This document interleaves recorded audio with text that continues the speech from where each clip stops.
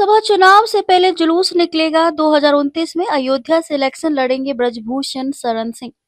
कैसरगंज सांसद करण भूषण सिंह ने बता दिया था कि हम और हमारे पिता नेताजी ब्रजभूषण सिंह दोनों लोग बीजेपी की टिकट से चुनाव जीतकर एक साथ पार्लियामेंट पहुंचेंगे। वहीं ब्रजभूषण शरण सिंह के निज निवास विश्नोहपुर में पहुंचकर उनसे कई सवाल किए। सवाल पर जवाब देते हुए ब्रजभूषण शरण सिंह ने प्रतिक्रिया भी दी है। ब्रजभूषण शरण सिंह ने 2029 लोकसभा चुनाव को लेकर एक बार फिर बोलते हुए कहा कि अगर हम पिता पुत्र दोनों लोग जीत कर पार्लियामेंट पहुंचते हैं तो किसी को क्या कोई दिक्कत है।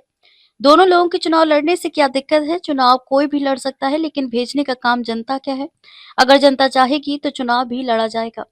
अयोध्या से चुनाव लड़ने की बात को लेकर कहा कि हमारी कोई मंशा नहीं है, लेकिन एक दिन अटल जी का मैं भाषण सुन रहा था, उसमें अटल जी कह रहे थे कि मैं राजनीति छोड़ना चाहता हूं, लेकिन राजनीति मुझको नहीं छोड़ना चाहती।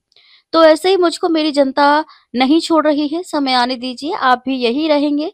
इस बार लोकसभा चुनाव से पहले जुलूस निकलेगा और जनता जुलूस निकालेगी कि आप चुनाव हमारे यहाँ से लड़ो। किसी भी लोकसभा सीट से कहीं से भी मैंने बयान दिया है, आप सब लोग सावधान रहें। देश में मानव निर्मित समस्या है एक्यूआई।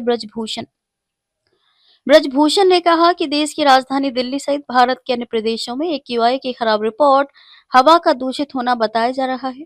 इसके लिए केवल सरकार नहीं जिम्मेदार है, ये मानव निर्मित समस्या है। इसके लिए किसानों को जागरूक करने की जरूरत है। एक ईंट भट्टा साल भर में कितना धुआं छोड़ता होगा, उतना एक एकड़ पराली जलाने में धुआं निकलता है। तो एक भट्टे के लिए बहुत कानून है। और दूसरा, जिस गाड़ी लैंड क्रूजर से मैं चलता हूँ उसका दिल्ली में तेल नहीं मिलेगा, ना ही उसका इंजन खुला है, ना ही वे गाड़ी धुआं करती है। प्रदूषण का सर्टिफिकेट बना हुआ है, लेकिन दिल्ली में वह नहीं चल सकती। नियम से लेकर लेखपाल तक के अधिकारी जिम्मेदार।